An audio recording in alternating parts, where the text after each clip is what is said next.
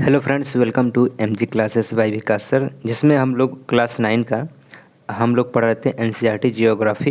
जिसमें पहला चैप्टर था भारत का स्थिति और आकार, जबकि दूसरा चैप्टर था हम लोगों का भारत का जो भौतिक स्वरूप है वो था। और ये जो आज है वो तीसरा चैप्टर है, जिसमें चैप्टर का नाम है आज अपवाह।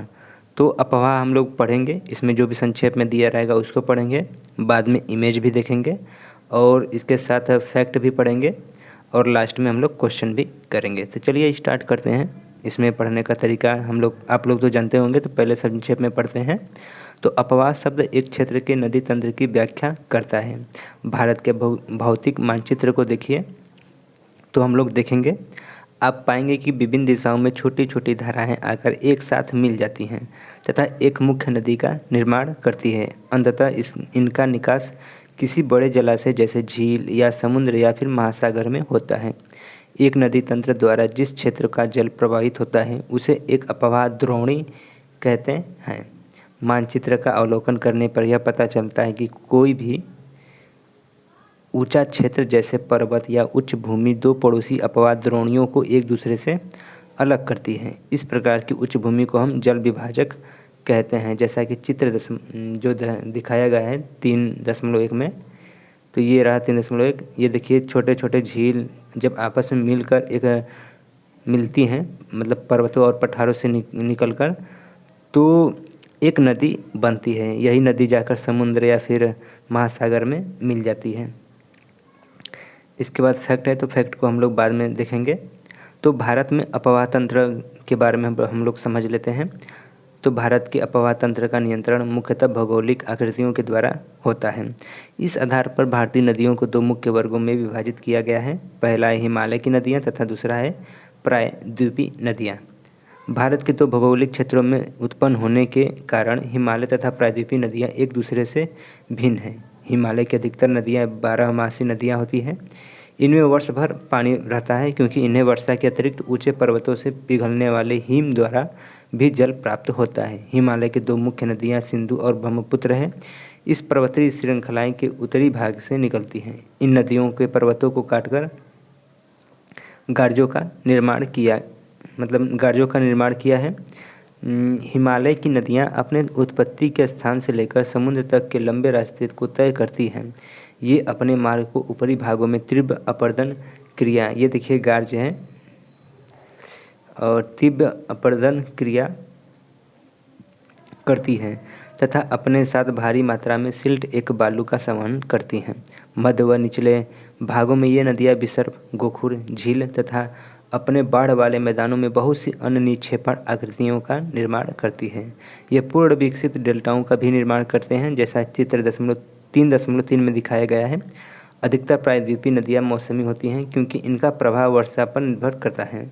शुष्क मौसम में बड़ी नदियाँ का जल भी टकराकर या फिर घटकर छोटी छोटी धाराओं में बहने लगता है। हिमालय की नदियाँ की तुलना में प्रायद्वीपीय नदियाँ की लंबाई कम तथा छिछली होती है। फिर भी इनमें से कुछ केंद्रीय उच्च भूमि से निकलती है तथा पश्चिमी की तरफ बहती है। क्या आप इस प्रकार की दो बड़ी नदियों को पहचान कर सकते हैं? प्रायद्वीपीय भारत की अधिकतर नदियाँ पश्चिमी घाट से निकलकर बंगाल की खाड़ी में मिल जाती हैं, जैसे कृष्णा है, गोदावरी है, ये सब बंगाल की खाड़ी में मिल जाती हैं। इसके बाद हम लोग समझ लेते हैं हिमालय की नदियाँ। तो सिंधु, गंगा तथा ब्रह्मपुत्र हिमालय की से निकलने वाली प्रमुख नदियाँ हैं। ये नदियाँ लंबी हैं तथा अनेक महत्वपूर्ण एवं बड़ी सहायक नदियाँ आकर इनमें से मिलती हैं। किसी नदी तथा उसके सहायक नदियों को नदी तंत्र कहा जाता है। तो इसमें हम पहला देखेंगे सिंधु नदी तंत्र। तो सिंधु नदी का उद्गम जो है ये मानसरोवर झील के निकट तिब्बत में है, पश्चिम की ओर बहती है। यह नदी भारत में लद्दाख में प्रवेश करती है, जो कि सिंधु नदी है।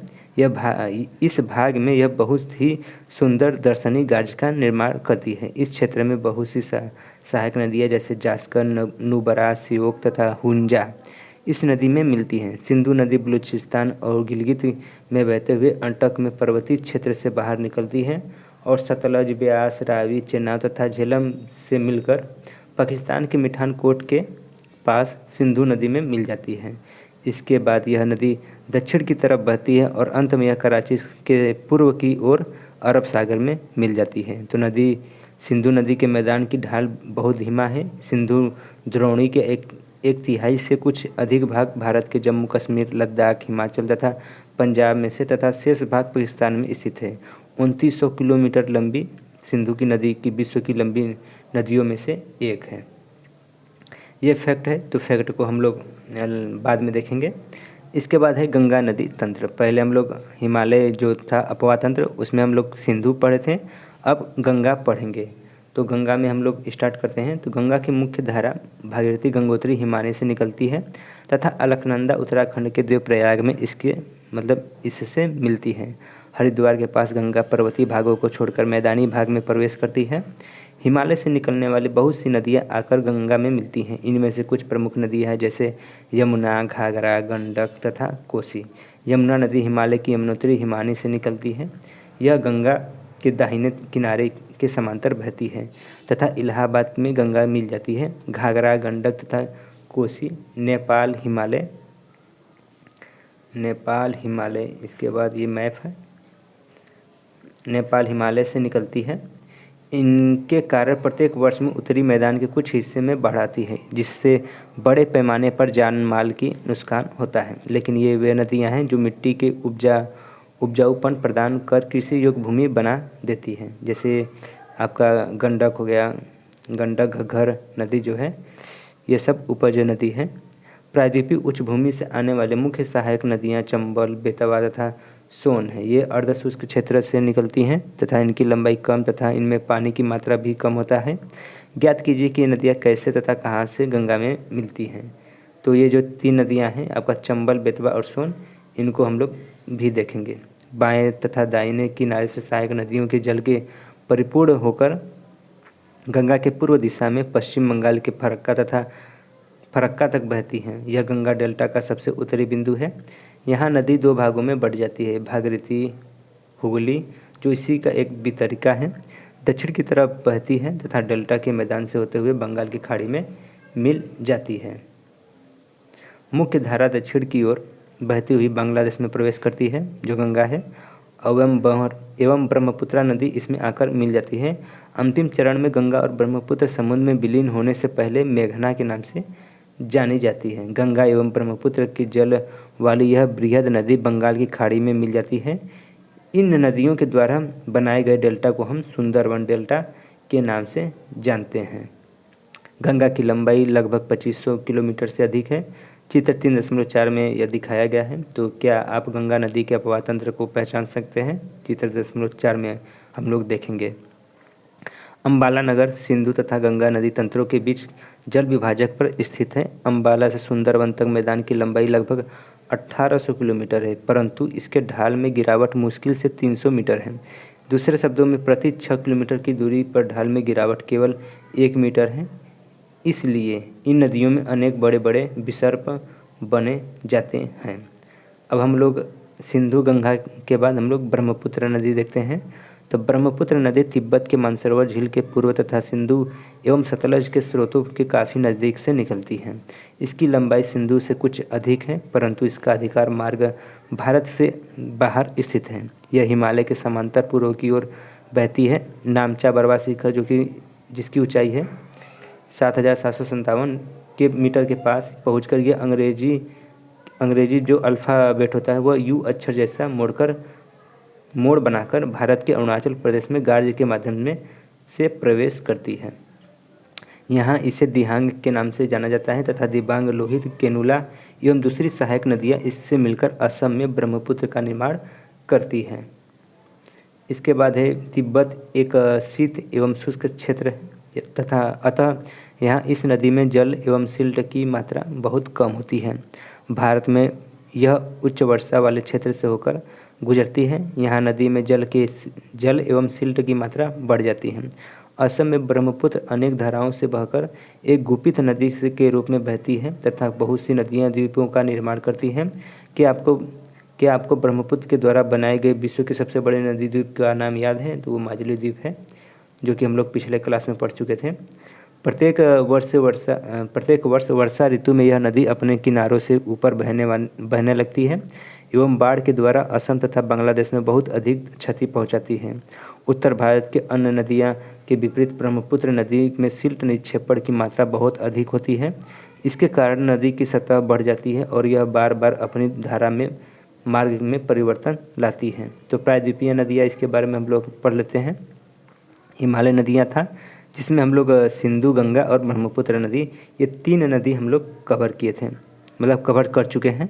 अब हम लोग प्रायद्वीपीय नदियाँ में पढ़ते हैं। तो प्रायद्वीपीय भारत में मुख्य जल विभाजक का निर्माण पश्चिमी घाट द्वारा होता है, जो पश्चिमी तट के निकट उत्तर से दक्षिण की ओर स्थित है। प्रायद्वीपीय भाग की अधिकतर मुख्य नदियाँ जैसे महानदी, गोदावरी, कृष्णा तथा कावेरी पूर्व की ओर बहती हैं तथा बंगाल की खाड़ी में गिरती हैं। ये नदियाँ अपने मुहाने पर डेल्टा का निर्माण करती हैं और पश्चिमी घाट से पश्चिम में बहने वाले अनेक छोटी धाराएं हैं। नर्मदा एवं तापी 2 ही बड़ी नदियाँ हैं जो कि पश्चिम की तरफ बहती है और ज्वारनद मुख का निर्माण करती है। प्रायद्वीपीय नदी की 2 अफवाह द्रोणियाँ के आकार अपेक्षाकृत छोटी होती है। तो पहला हम लोग नर्मदा देखेंगे। तो नर्मदा द्रोणी, नर्मदा का उद्गम जो है मध्य प्रदेश के अमरकंटक पहाड़ी के निकट है। यह पश्चिम की ओर एक भ्रंश घाटी में बहती है। समुद्र तक पहुंचने के क्रम में यह नदी बहुत ही दर्शनीय स्थलों का निर्माण कराती है। जबलपुर के निकट संगमरमर के शैलों में यह नदी गहरे गाज से बहती है तथा जहाँ पर यह नदी तीव्र ढाल से गिरती है वहाँ धुआंधार प्रपात का निर्माण होता है।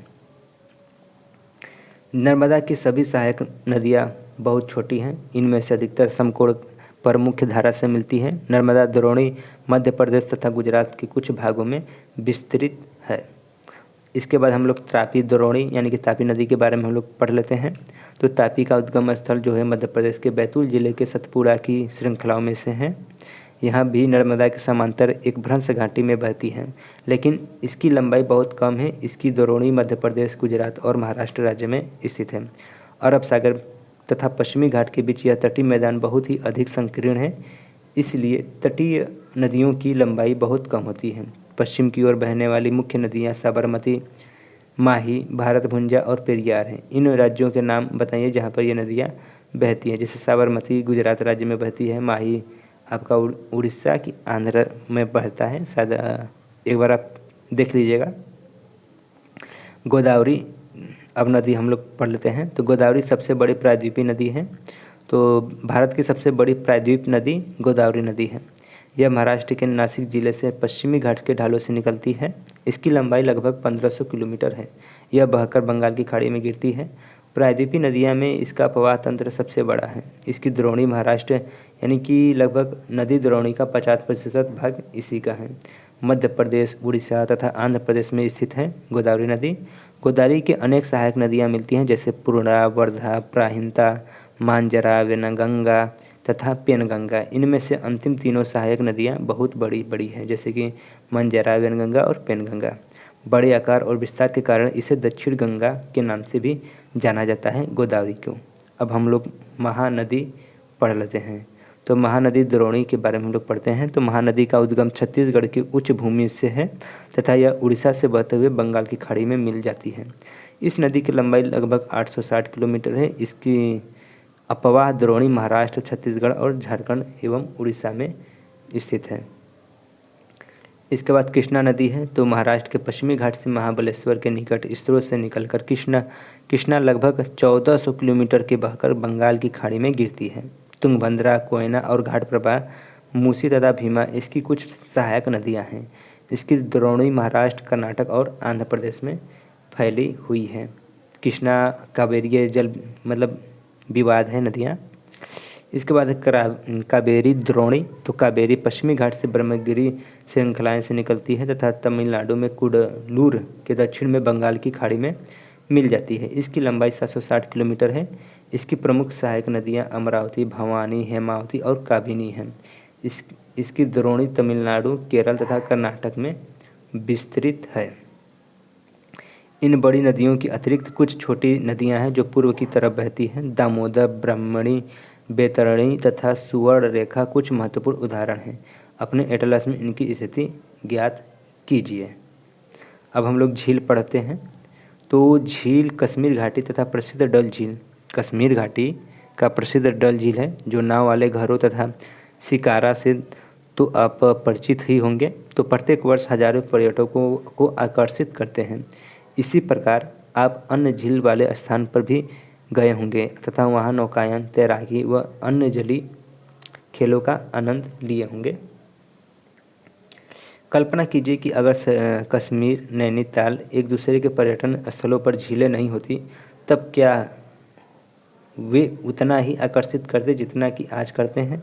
क्या आपने कभी यह जानने की कोशिश की है कि इन पर्यटकों को आकर्षित करने के लिए किसी स्थान पर झीलों का क्या महत्व है? पर्यटकों पर्यटकों के आकर्षण के अतिरिक्त मानव के लिए अन्य कारणों से भी झीलों का महत्व है। पृथ्वी के सतह के गर्त वाले भागों में जहाँ जल जमा जाता है उसे हम झील कहते हैं। भारत में भी बहुत सी झीलें हैं। ये एक दूसरे से आकार तथा अन्य लक्षणों में भिन्न हैं। अधिकतर झीलें स्थायी होती हैं तथा कुछ में केवल वर्षा ऋतु में ही पानी होता है, जैसे अंतर्देशीय अपवाह वाले अर्धशुष्क क्षेत्र की द्रोणी वाले झीलें। यहाँ कुछ ऐसी झीलें हैं जिनका निर्माण हिमानियों एवं बर्फ चादर से क्रिया के फलस्वरूप हुआ है, जबकि कुछ अन्य झीलों का निर्माण वायु, नदियों एवं मानवीय क्रियाकलापों के द्वारा हुआ है। एक बिसर्प नदी के बाढ़ वाले क्षेत्रों में कटका गोखुर झील का निर्माण करती है। स्पीट और बार तटीय क्षेत्रों में लेगुन का निर्माण करते हैं, जैसे चिल्का झील, पुलिकट झील तथा कोलेरू झील। यह अंतर्देशीय भाग यहाँ पर आप देख सकते हैं लोकटक झील है जो कि मणिपुर में है।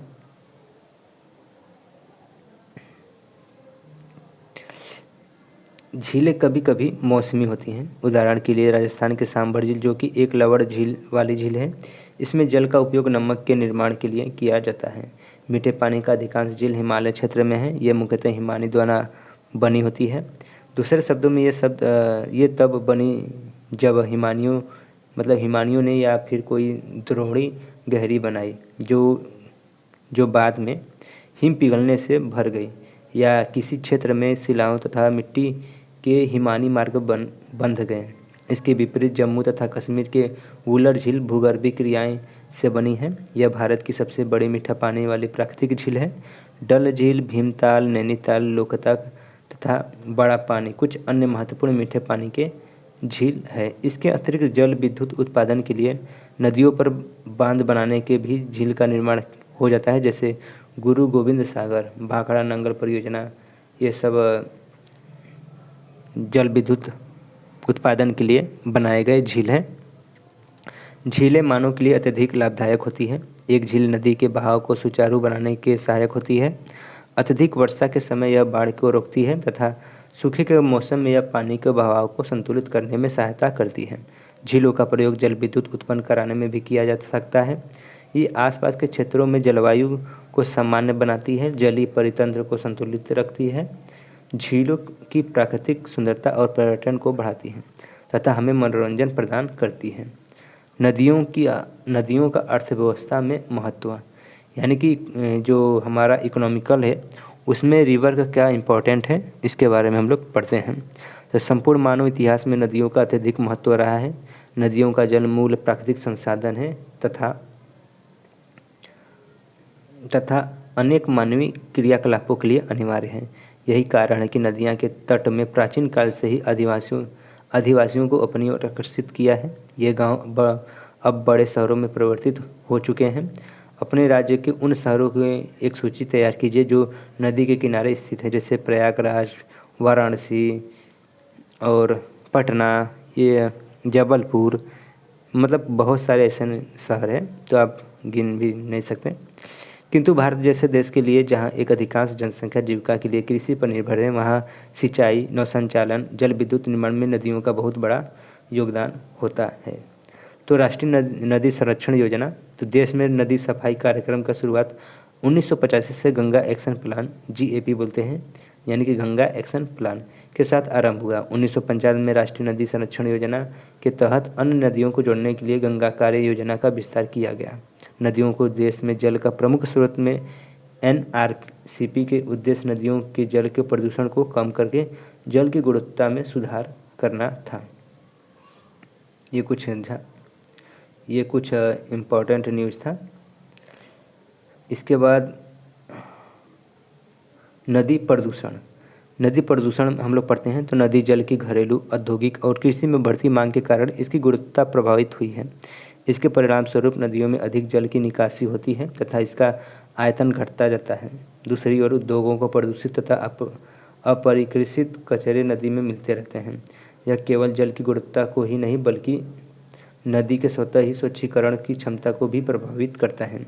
उदाहरण के लिए दिए गए समुचित जल प्रवाह में गंगा का जल लगभग 20 किलोमीटर क्षेत्र में बड़े शहरों की गंदगी को तनु करके समाहित कर सकता है, लेकिन लगातार बढ़ते हुए औद्योगिकीकरण एवं शहरीकरण के कारण ऐसा संभव नहीं हो पाता तथा अनेक नदियों प्रदूषण का स्तर बढ़ता जा रहा है। नदियों में बढ़ते प्रदूषण के कारण इनके स्वच्छ बनाने के लिए अनेक कार्य योजनाएं लागू की गई है। क्या आप अपने कभी ऐसा कार्य योजनाएं के बारे में सुना है जो नदी को प्रदूषित जल से हमारा स्वास्थ्य किस प्रकार प्रभावित होता है? बिना स्वच्छ जल का मानव जीवन, इस विषय पर विचार करें तथा अपनी कक्षा में एक वाद विवाद प्रतियोगिता का आयोजन करें। अब हम लोग फैक्ट पढ़ लेते हैं, इसके बाद अभ्यास था। तो फैक्ट के बाद एक मैप भी देखेंगे। तो फैक्ट यह है कि विश्व की सबसे बड़ी अफवाह द्रोणी अमेजन नदी है। इसी की सहायक नदी एक होती है मोडेरा नदी। मोडेरा नदी किसकी सहायक नदी है? अमेजन की। इसके बाद अगला फैक्ट है, ये गार्ज है। हाँ, ये देखिए विसर्प जैसे कि नदी का स्रोत कहाँ से हुआ? ऊपरी भाग से, जब निचले भाग में आता है ये मध्य भाग है और ये गोखुर झील। जब सर्पिलाकार होता है तो कभी कभी ये आकृति बदल कर यहाँ तक आ जाती है, जैसे कि ये सर्पिलाकार है तब इसी आकृति में ये नदी कभी कभी ऐसे आ जाती है। तो ये जो एरिया बच जाता है इसी को हम लोग बोलते हैं गोखुर झील। जैसे कि यहाँ पर दिखाया गया है, ये ऐसे आकर ऐसे है, तो ये बीच में जो पानी है इसी को हम लोग गोखुर झील बोलते हैं। ये निचला भाग है और ये डेल्टा का निर्माण करती है, यानी कि छोटे छोटे यहाँ पर द्वीप होते हैं और यहाँ पर जल विस्तारित हो जाते हैं। ये दिया है नदी की विभिन्न अवस्थाएं। ये जो ऐसे आकार का होता है ये विसर्प होता है नदी का। इसके बाद फैक्ट ये है कि सिंधु जल समझौता संधि के अनुच्छेदों 1960 के अनुसार भारत इस नदी प्रक्रम के संपूर्ण जल का केवल 20% जल का उपयोग कर सकता है। इस जल का उपयोग हम पंजाब, हरियाणा और राजस्थान के दक्षिण पश्चिमी भागों में सिंचाई के लिए करते हैं। ये मैप है, देखिए भारत है, यहाँ पर ये सिंधु नदी है। हम कुछ इम्पोर्टेंट नदियों को दिखाएंगे और इसका जो फ़ोटो है हम अपने शॉर्ट वीडियो में अपलोड कर देंगे। ये देखिए सिंधु नदी है, ये आपका गंगा नदी है, ये इसके जस्ट बगल में यमुना नदी है, ये शारदा है और ये घाघरा नदी गंडक नदी है। ब्रह्मपुत्र नदी देखिए, ये ब्रह्मपुत्र नदी है जो कि सांगपो, दिहांग नदी और यहाँ बांग्लादेश में मेघना बोला जाता है। इसके बाद ये नर्मदा नदी है, ये जो जा रही है, ये ताप्ती नदी है, ये गोदावरी नदी है और ये कृष्णा नदी है। तुंगभद्रा नदी ये है और कुछ और नदियां हैं। ये देखिए झील गोविंद बल्लभ पंत सागर झील ये रहा। लोकटक झील आपका देखिए पुलिकट झील है। लोकटक झील दिखाते हैं, दिहांग लोहित लगता है नहीं दिया है। और ये रहा आपका कावेरी नदी।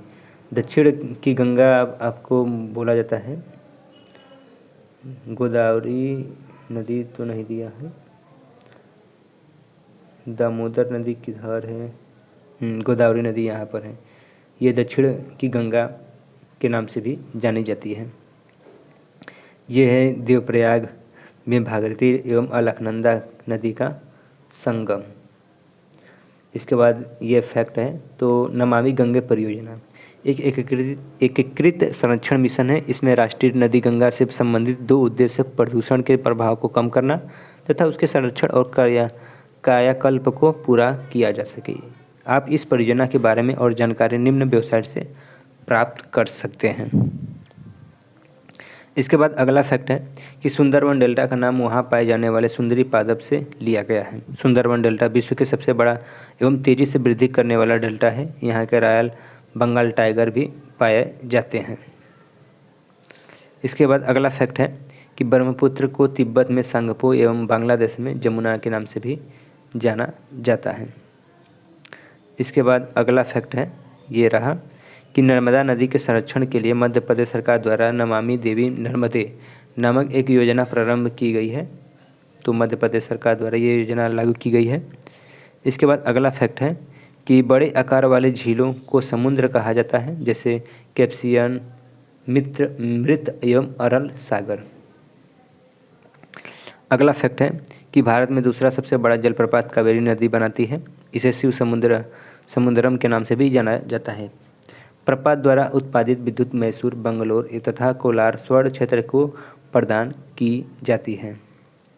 पृथ्वी के धरातल का लगभग 71% भाग जल से ढका है, लेकिन इसका 97% जल लवणी है। केवल 3% ही स्वच्छ जल के रूप में हम उपलब्ध हैं, जिसका 3/4 भाग हिमानी के रूप में मौजूद है। ये आपका लोकतक झील है। इसके बाद फैक्ट देखते हैं हम लोग। तो फैक्ट अब नहीं है, इसके बाद क्वेश्चन है। तो पहला क्वेश्चन है कि बुलर झील निम्नलिखित में से किस राज्य में स्थित है। तो बुलर झील जिस राज्य में या फिर केंद्र शासित प्रदेश में स्थित है, आपको कमेंट कीजिएगा। ये 4 ऑप्शन है। अगला क्वेश्चन, नर्मदा नदी का उद्गम कहाँ से हुआ है। तीसरा क्वेश्चन है कि निम्नलिखित में से कौन सा लवणी जल वाली झील है। इसके बाद अगला क्वेश्चन है चौथा कि निम्नलिखित में से कौन सा नदी प्रायद्वीपीय भारत की सबसे बड़ी नदी है। जो भी आपको आंसर लगे कमेंट बॉक्स में कमेंट कीजिएगा, हम आपको रिप्लाई भी करेंगे। निम्नलिखित में से कौन सा नदी भ्रंश घाटी से होकर बहती है। तो ये रहा 4 ऑप्शन। इसके बाद 2 नंबर का क्वेश्चन है, इसमें आपको उत्तर संक्षेप में लिखना है कि जल विभाजक का कार्य क्या है, एक उदाहरण भी दीजिए। अगला क्वेश्चन है कि भारत में सबसे विशाल नदी द्रोणी कौन सी है। सिंधु एवं गंगा नदियाँ कहाँ से निकलती हैं, ये भी आपको लिखना है। गंगा की 2 मुख्य धाराओं के नाम लिखिए, ये कहाँ और एक दूसरे से मिलकर गंगा नदी का निर्माण करती हैं। अगला है कि लंबी धारा होने के बावजूद तिब्बत के क्षेत्रों में ब्रह्मपुत्र के कम गाद यानी कि सिल्ट क्यों हैं। कौन सी 2 प्रायद्वीपीय नदियाँ गर्त से होकर बहती हैं। समुद्र में प्रवेश करने से पहले वह किसी प्रकार की आकृतियों का निर्माण करती हैं। अगला है कि नदियों तथा झीलों में कुछ आर्थिक महत्व को बताइए। इसमें कौन कौन सा आर्थिक महत्व है, ये आपको बताना है। और ये आपका अगला क्वेश्चन है कि मतलब नीचे भारत के कुछ झीलों का नाम दिए गए हैं, इन्हें प्राकृतिक तथा मानव निर्मित वर्गों में बांटिए।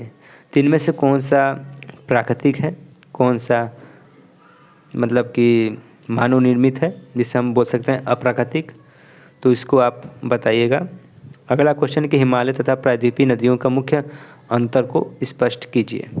अगला क्वेश्चन है कि प्रायद्वीपीय पठार के पूर्व एवं पश्चिम की ओर बहने वाली नदियों की तुलना कीजिए। जब आप अंतर निकालेंगे तो उसी समय आप कंपेयर भी कर सकते हैं कि इन दोनों में क्या क्या तुलना है। इसके बाद अगला क्वेश्चन है जो कि लास्ट है, किसी देश की अर्थव्यवस्था के लिए नदियाँ महत्वपूर्ण क्यों होती हैं। यानी कि आप इसमें 50 या फिर 100 शब्दों में भी लिख सकते हैं कि किसी भी देश के लिए अर्थव्यवस्था के लिए नदियाँ क्यों इम्पोर्टेंट होती हैं। जैसे जल का निर्माण के लिए, कृषि में और परिवहन, स्वास्थ्य के लिए भी नदियाँ इम्पोर्टेंट होती हैं। तो जो भी आपको लगता है कि अर्थव्यवस्था में कौन कौन सा योगदान हो सकता है नदियों से, तो आप लिख सकते हैं। इसके बाद जो अगला चैप्टर होगा, जो हम लोगों का चौथा चैप्टर होगा क्लास 9 का जियोग्राफी सब्जेक्ट का, उसके बारे में हम लोग अध्ययन करेंगे। आज के लिए बस इतना ही। यदि आप चाहते हैं कि हमारे टेलीग्राम चैनल से जुड़े रहने के लिए, तो यहाँ पर सर्च कर सकते हैं MG क्लासेस विकास सर। वहाँ पर सर्च करेंगे MG क्लासेस विकास सर, या फिर इस वीडियो के लिंक डिस्क्रिप्शन में मैं अपना लिंक दे दूँगा। तो वहाँ से आप हमारे चैनल से जुड़ सकते हैं टेलीग्राम चैनल पर। वहाँ पर इसका PDF भी मिल सकता है और GK से संबंधित बहुत सारे PDF हमने अपलोड कर दिया है, तो वहाँ से जाकर आप डाउनलोड कर सकते हैं और पढ़ भी सकते हैं। चलिए मिलते हैं नेक्स्ट वीडियो में नेक्स्ट टॉपिक के साथ। वीडियो को लास्ट तक देखने के लिए आपका धन्यवाद।